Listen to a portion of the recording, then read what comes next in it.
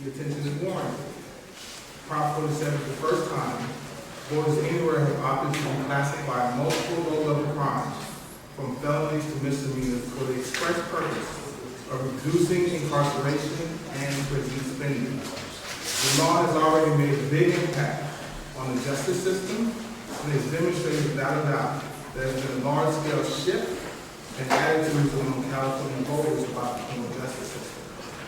Even still, California's justice system remains faced with an even bigger elephant in the room. The discussions about Prop 40 should not distract from a bigger picture conversation that is needed. Prop 47 is just the beginning, or part of the beginning, of ending mass incarceration. It should be seen as part of the process. We must do more. Prop 47 changed 6 low-level, non-violent felony robberies, drug possession, and 5 petty theft offenses to simple misdemeanors. Individuals convicted of these misdemeanors now face a range of sentences, including probation or county jail, but they cannot be shipped to one of California's 34 state prisons. They also avoid the lifetime discrimination people with felony convictions face, including the exclusion from jobs and housing, licensing, etc. Prop 47 then redirects the prison cost savings into crime prevention and treatment. The goal is to reallocate from California's astronomical high prison budget, over $9 billion annually, into underfunded but desperately needed approaches to stop the justice system from falling forward. The measure will fund mental health and drug treatment, victim services, and school programs for high-risk, at-risk young people. And the savings are projected by an independent analysis to be in the hundreds of millions of dollars annually. Prop 47 also frees up local justice resources to focus on more serious offenses. Just over 3 months old, already having a big impact for voters intended. The California Department of Corrections and Rehabilitation announced in January that Prop 47 has reduced the prison population by over 2,000 people already. This helped the state meet its mandated prison population cap 1 year ahead of the most recent federal court deadline. The impact on county jails is also significant. Los Angeles County, home of the nation's largest jail system, watched its jail population drop nearly 20%, over 3,200 people in late January. San Diego has dropped 16%, and Orange County has used a 22% reduction in its jail population to close part of its jail. As inspiring as these impacts are, the truth is that Prop 47 needs more features. There are at least 2 more steps policymakers can do to move ahead. First, we must ensure that the promise of reallocation from the prisons into smarter safety strategies becomes a reality. We must reinvest on Prop 47. We must reinvest on Prop 47. We must invest in a treatment infrastructure that works. We need treatment on demand and need it at scale. Second, we must replace mandatory sentencing schemes that lead to excessive and ineffective prison terms with increased judicial discretion and sentencing guidelines focusing on reducing recidivism as opposed to warehousing people for as long as possible. Mandatory sentencing has driven up prison numbers and costs, but has not effectively reduced the cycle of crime. Too many people serve extreme sentences far longer than is necessary, and too many extreme sentences are served with no emphasis on rehabilitation. The opportunity to create a better, more fair justice system is now. So thank you for having this space, and thank you for having me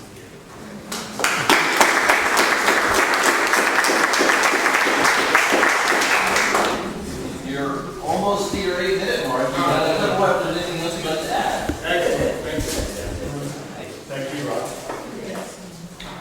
I'm not familiar with the proposition process. Other than what I read about in national newspapers.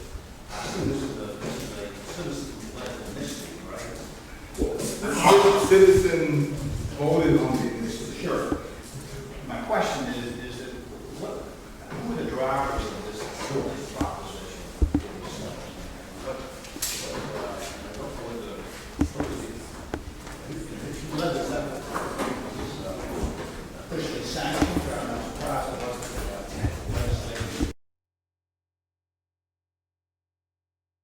important to note that over the last at least 10 years in California, there's been attempt to reduce the prison system in the state. Failed attempts, right? And so last legislative cycles, there were Prop 47 like initiatives that were introduced. First such initiative died in committee. The second initiative, and when I say like, meaning it actually took drug possession and made offenses and made them into misdemeanors or robberies. So the first such offense died and actually it did not die in committee. The first attempt died in the Senate, and the second attempt voted out of both the House and the Senate was vetoed by the governor. So if SB, I believe it was 649, if that was passed, we would not have Prop 47 we would not have the need to move forward. So a community of criminal justice activists all participated in the pushing of SB 1506 and 649. My organization, California for Safety and Justice, raised money from key donors, and then we put forth Proposition 47, given the lessons learned from 1506, which was the first piece of legislation, and 649, which was the one vetoed by the governor, as well as our own experiences of how the justice system works. So it wasn't an open process, right? It was a process that took different lessons, but then it ended up figuring out how can we get the most amount of people out of prison, right? Given where the public was at. And so there was a lot of polling. So the legislative process, you don't have to do polling, right? All you have to do is convince the majority of legislators that this is a good idea. What we did when we moved from the legislative to the proposition route, we took these great ideas that was being pushed from the legislature and began polling to see where the public was at. And so the result of that is what we know now is Proposition 47. Who was resisting your effort? What were you fighting other than the election? So California has the strongest law enforcement lobby in the country. And so the District Attorneys Association, the Sheriff's Association opposed it heavily. The bail bonds industry came in and gave resources to oppose 47. The thing about those that opposed 47, they were all in law enforcement, right? On our side, we had community stakeholders, people that were faith leaders, people that have been in conversations around safety in their communities. We had labor. We even reached out to culture that were involved. We had a more broad coalition that came out and supported 47, but predominantly the large and robust law enforcement lobby in California. Okay, it was the faith leaders, they were part of the opposition or part of the support? Oh, part of the support. What I was saying is that the opposition was narrow, the law enforcement lobby, the support was broad. Thank you. Thank you very much, Raha. As I recall, JP also had a... I apologize, I had a little time constraint. I'm here to speak today on behalf of Law Enforcement Against Prohibition, which is a national and actually an international organization with tens of thousands of members who are police officers, prosecutors, such as I was, prison guards and officials, judges, all levels of law enforcement, local, state, federal. We have CIA agents, FBI, DEA, Secret Service, military police, and also from many other countries, South American countries, Canada, European countries. This organization was founded on the East Coast in about 2002 and has grown explosively ever since.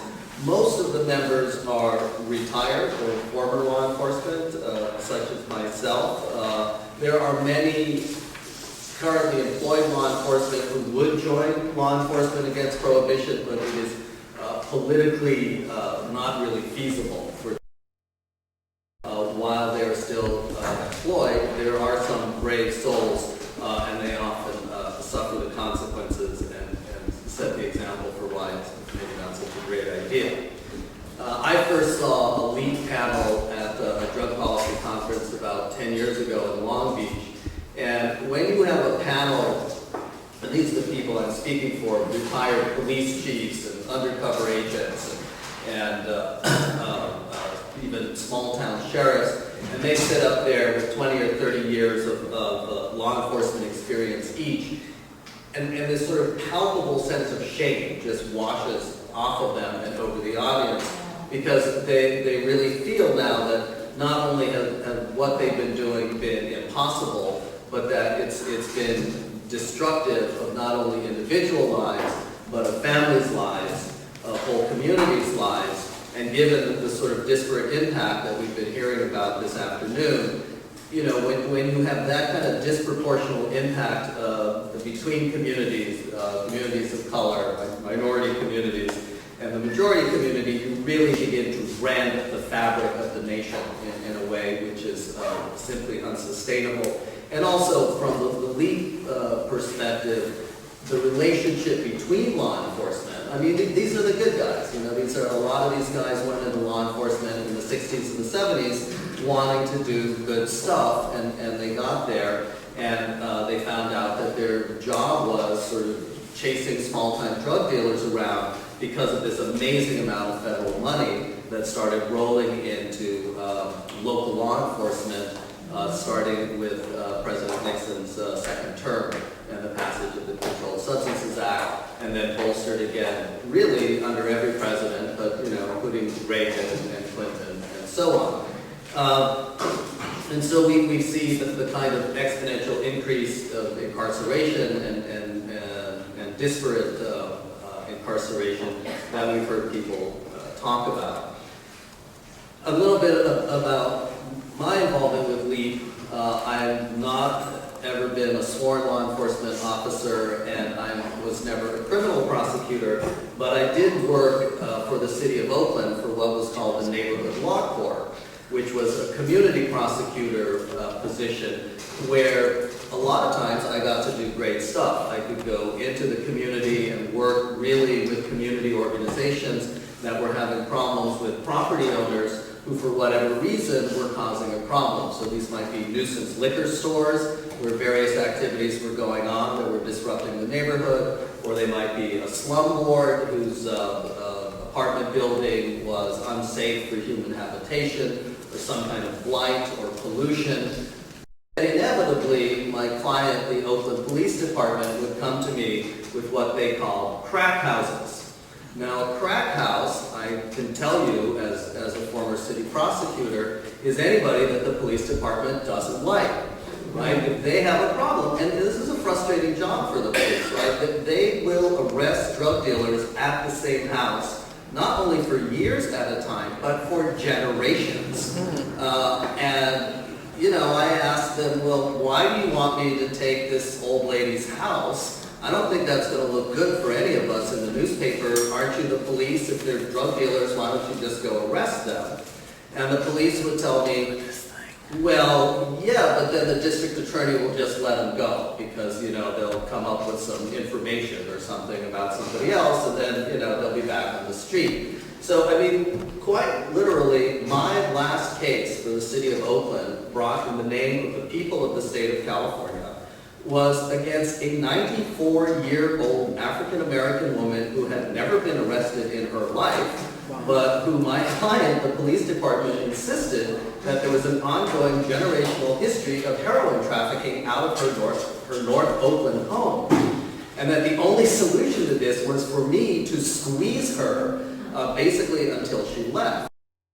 You know, I could bring the drug nuisance laws against the property and order it closed for a year, in which case, you know, she would need someplace else to live and she would probably sell her property, and then I could collect various city fees and costs out of the proceeds of that sale. And in fact, My client would bring to me these cases and then say, oh, and here's a bill for police investigation for this property, which would often run into the hundreds of thousands of dollars. And I think, this can't be right. I mean, I'm sure it's busy over there, but it's not that busy. And if I looked at these things more closely, it was often the case that the police department would be seeking to recover all drug enforcement costs for 10 years for a third of the city, which were somehow now conveniently located with this one property. And I would say to them, look, we can either, maybe work out a deal where she's going to move,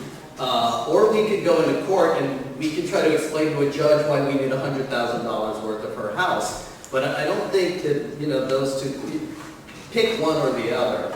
And when I was doing this work, at least the real estate market was good enough at that time, and maybe it's getting to be again, that people could sell their houses in Oakland, and if I could convince my client, okay, we're not going to take their money, we're going to let them take their money and go buy a house somewhere else, and that will facilitate this whole process, that they were able to do that. And so we basically just exported our alleged drug dealers to Stockton, I think, or maybe Richmond, who knows. Anyway, we got them out of Oakland because, basically the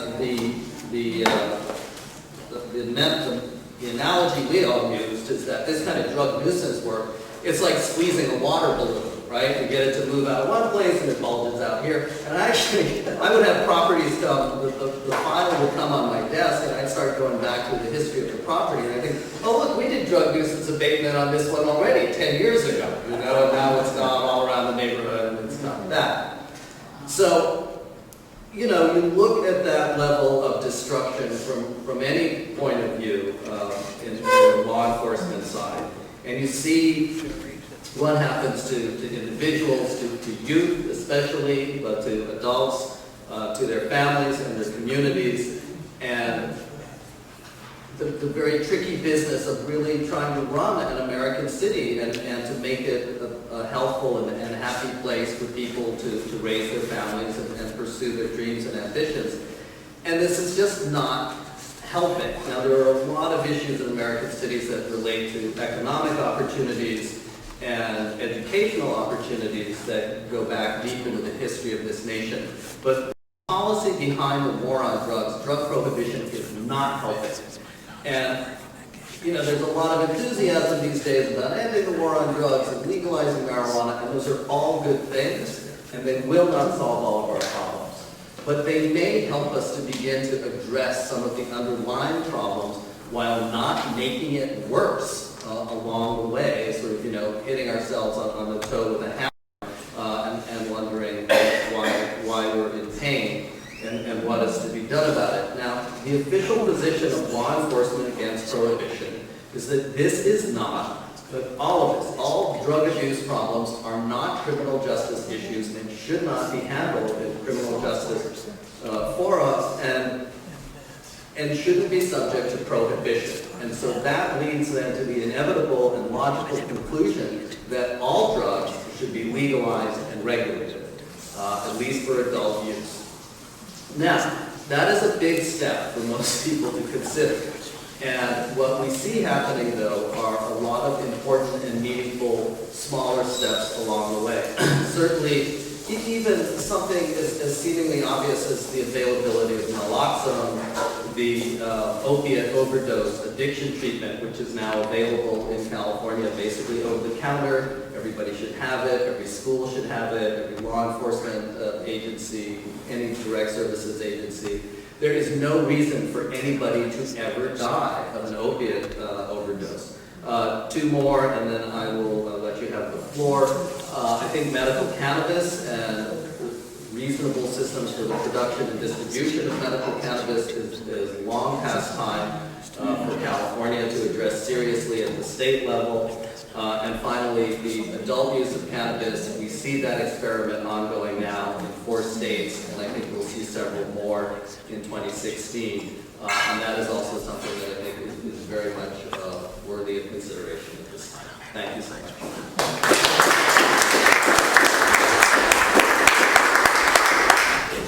Thank you very much. I was privileged to get to sit on a similar panel Peter Chris. Oh, yes. Is the police chief from Alameda. Tonawanda. Yes. Yes. Is he chief? I think he'll never make captions. He's selling himself as chief now. He was about 5 years ago. I thoroughly enjoyed He's been promoted. Oh, okay. Dorsey, Nunn, with all of us in Nunn.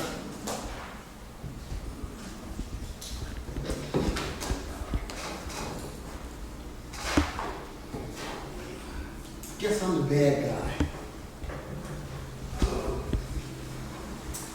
I was raised in the crack house. I've been at this fight for 43 years. I've been convicted of first-degree murder.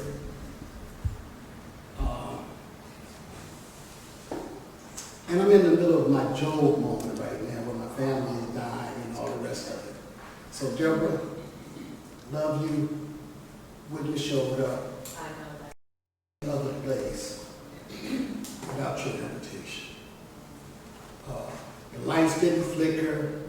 God didn't hit us with a bolt. And when I hear y'all talking about violence, y'all must forget Moses. And you must forget that guy who cut off the ear when they came to get Jesus. Because everybody is able and should be available for redemption. You know, my house, my mother's house, was closed down 3 times. And we never did address it as a medical issue, period. Not in my mother's lifetime, not in my father's lifetime. And I've had 2 brothers die from AIDS and 1 brother died from hepatitis C. My mother had 7 sons and I'm the only one left. I just buried my daughter on January the 2nd, buried my wife, and buried most of my family. So when I say I'm in the Job moment, I'm in that Job moment, right? But it used to be other stuff I used to read, but lately I've been reading the Bible a lot. I don't know why. Because half the people I know read it don't actually follow it.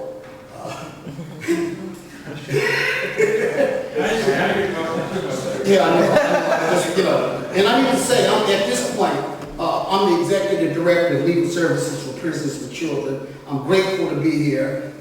Legal Services for Prisoners and Children is a public interest law office with over a 35-year history, and I'm the first of my kind. You won't find another formerly incarcerated person convicted of first-degree murder that's the head of a public interest law office. I'm also a proud member of All of Us Nunn. That's an organizing initiative fighting structural discrimination that's being led by formerly incarcerated people. Because most of the time when y'all talk, y'all very rarely include what I want or what I need, or if my opinion don't count.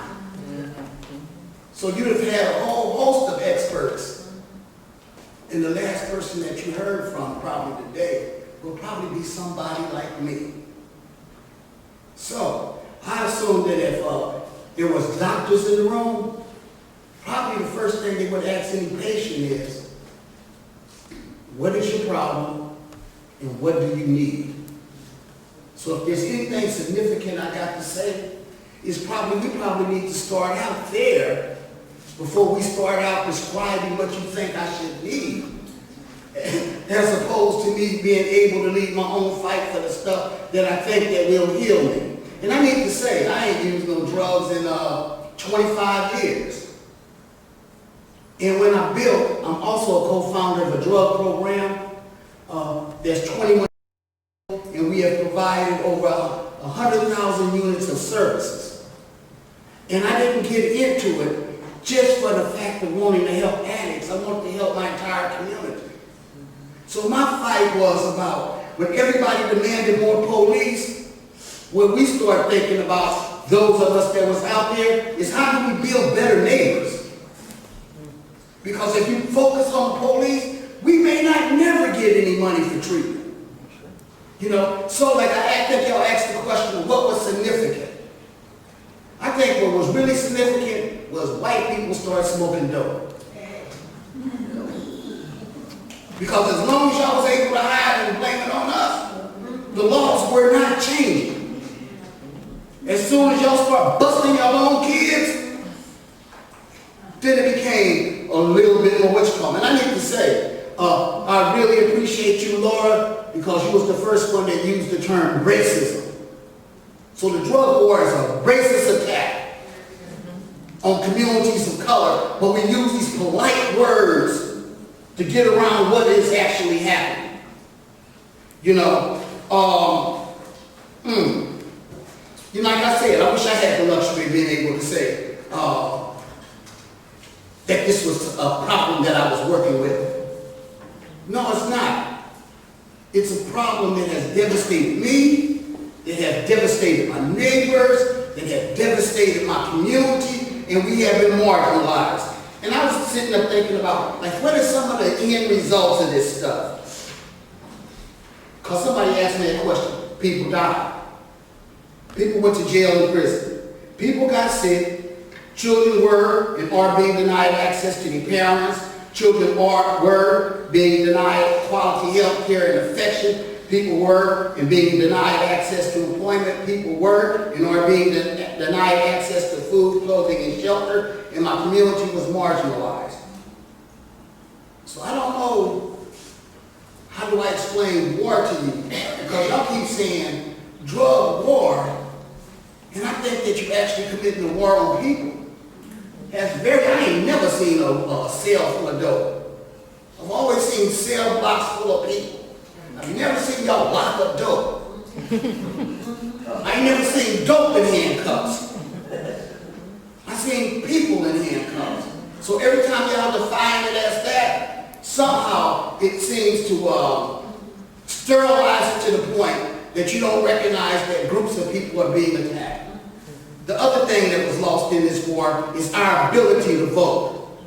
So if there's anything that I actually want to tell you about my ability to vote, my ability to work, my ability to stay in housing, is at this point I've been paying taxes for 25 years. And I don't even request stuff anymore, not in this state. I demand the right to have access to everything where my tax dollars are being spent. Or call me a nonprofit and stop taking my stuff.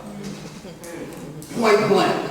So if you ain't gonna give me access to public housing, education and all the rest of it, don't do it. And by the way, the only way to get to treatment shouldn't be you have to be fingerprinted first.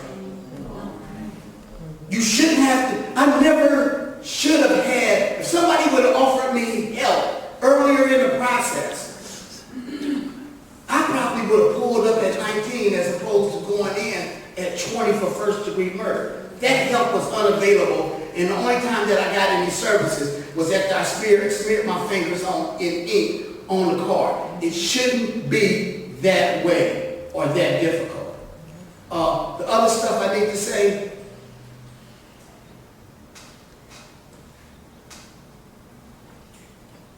is that I don't take government money. My voice belongs to me. And the other thing that I need to say, the greatest thing that I recover from is not drugs, it's slavery. It's not drugs. So I know I got 2 minutes. You held up the green card. I appreciate your patience. Stuff that I actually think is that I think that we need to ban the box of structural discrimination. I think that I'm entitled to public safety just like you. I think that what makes our neighborhoods and our community safe is the availability of food, clothing, and shelter. And if you don't make those things available to people like me,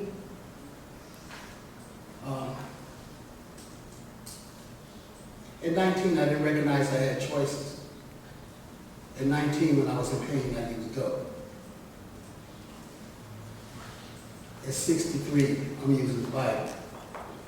So at a certain point, what you make available to people, and it shouldn't have ever been that drugs was more available than books.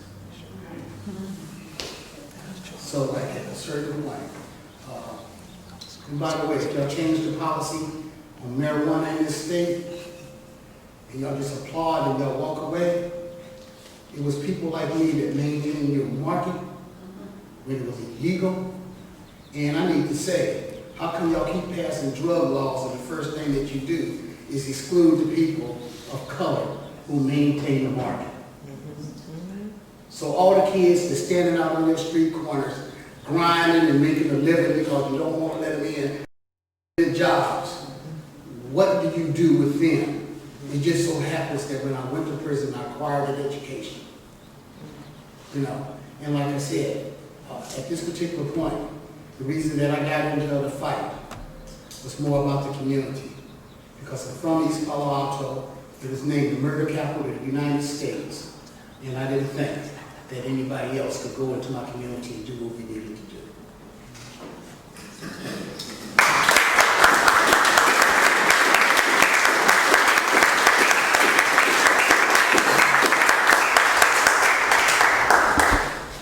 Thank you. Noticing the time, two of the panelists are going to have to excuse themselves, but thank you for coming. Probably three.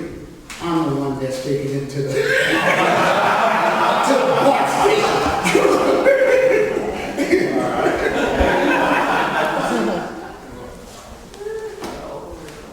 Oh, Although part would be faster, maybe. But yeah, if you have any questions. Any questions anybody would like to quickly ask? Thank each of you for your... hey, I got a question that I feel like I need to ask. Okay.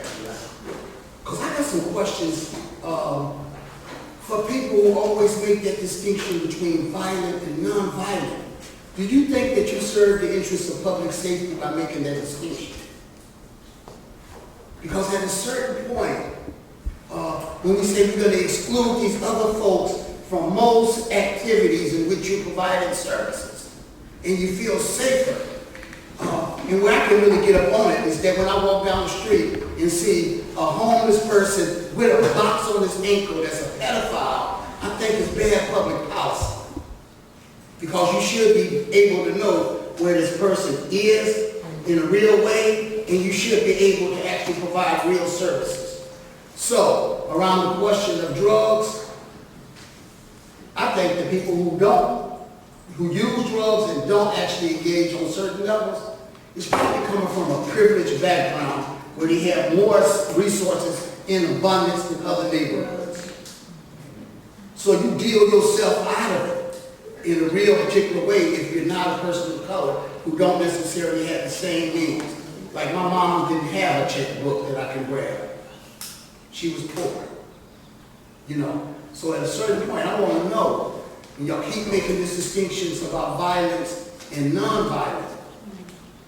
My question is, how do you provide public safety if you exclude help to the parts of the equation that you're most fearful of?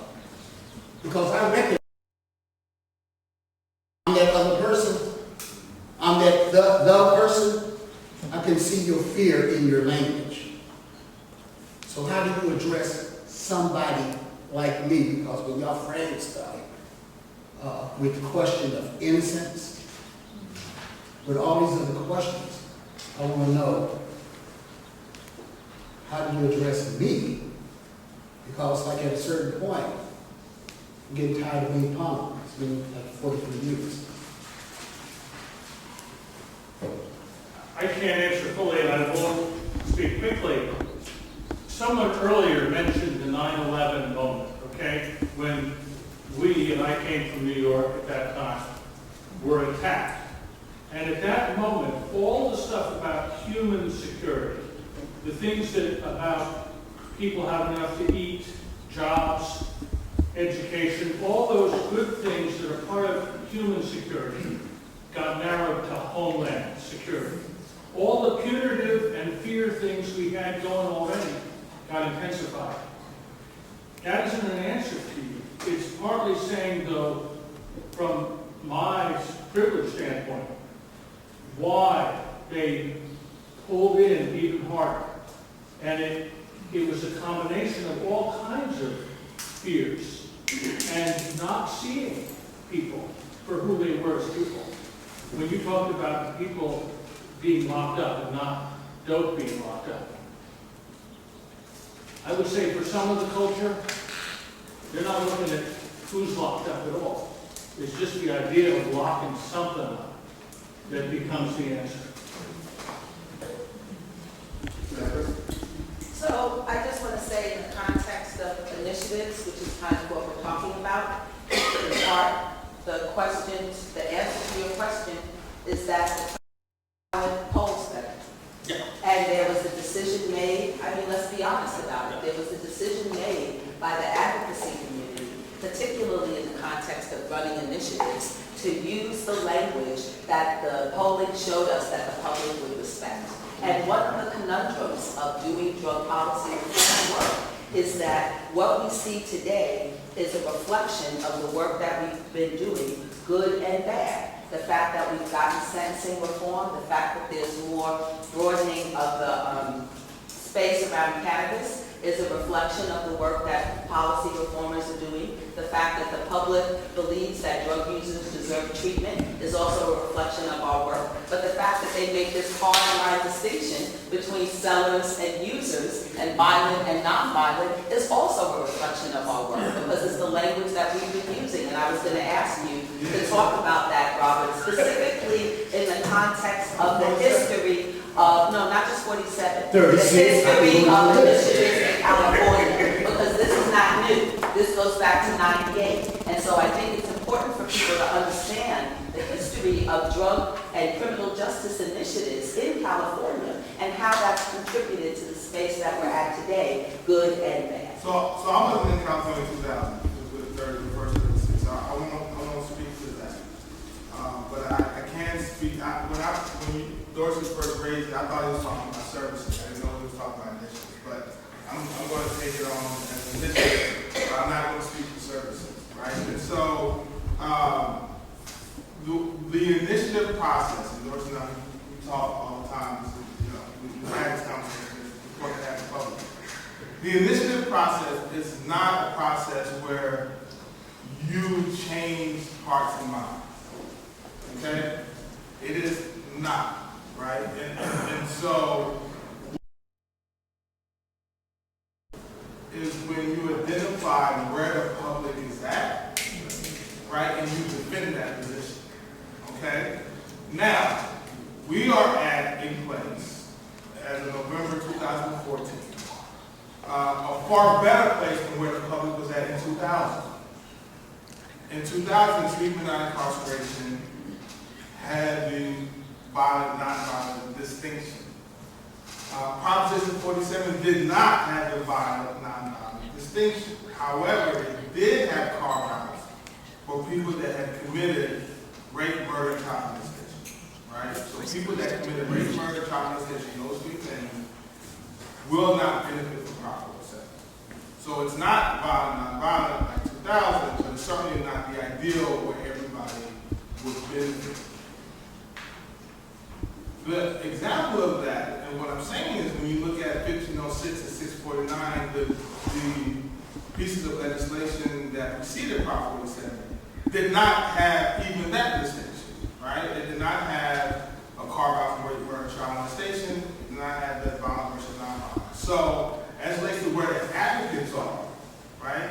The advocates are exactly where we need to be, not having this distinction of carve-outs where people that committed rape, murder, child molestation will not benefit. But when we did the polling, we would have lost. Hands down, we would have lost. And so we made a decision that we were going to have those carve-outs in order to win. However, it was important for us, and I think for the criminal justice community, to build a political infrastructure that will allow us to continue to fight.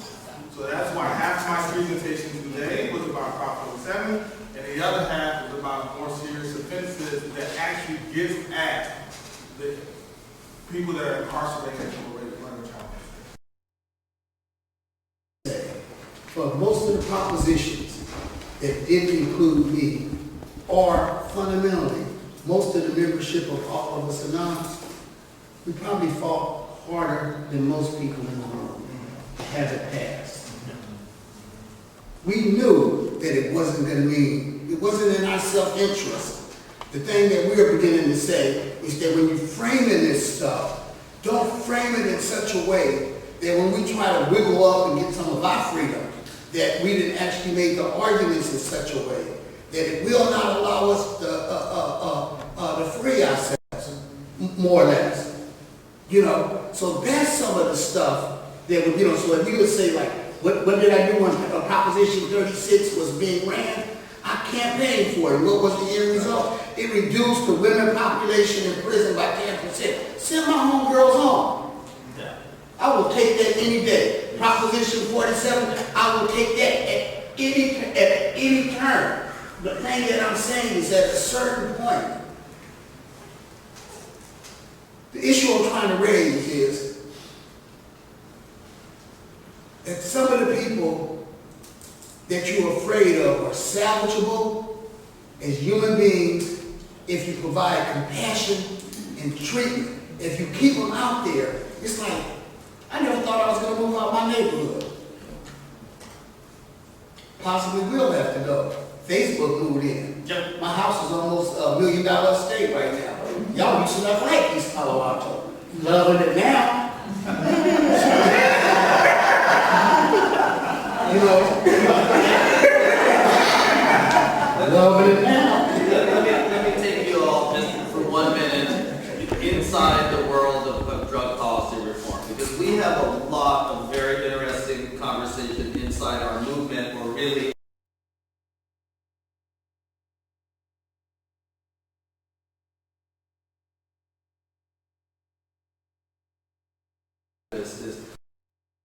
you have not seen the movie Lincoln, and it's very difficult for you to understand where we are with drug policy in this country today.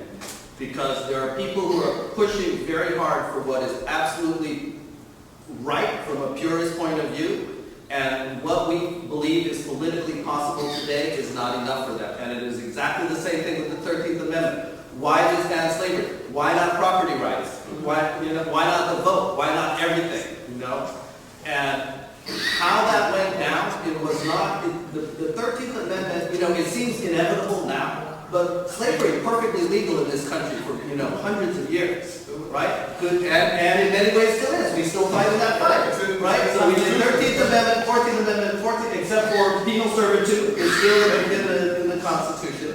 We're still fighting that fight, and we're still going step by step, and we're still internally discussing strategy, what is real, what is right, how are we going to do that? And what you are one of the things that you are about to witness in the legalization of cannabis is not just all of the fine, high-minded policy arguments that we've made here today. You know, that it is wrong to lock people up for doing something that is not a crime, you know, that did not hurt anybody, did not steal anything. But you will also see the movement of capital in this country, because there's very clearly now, there is an above-ground tax-paying cannabis economy, there is the underground cannabis economy, and when those things come together, the boy's going to be out on the corner, and they're not going to have any income anymore. And they've still got families that need to eat, right? And so those underlying problems in American society of educational and economic opportunity are going to surface. Please don't introduce a poison pill for poor communities. Because the poison pill is, we're going to exclude you because you have a felony conviction. It's a poison pill, and it will reaffirm your notion of race, class, and a whole bunch of other stuff.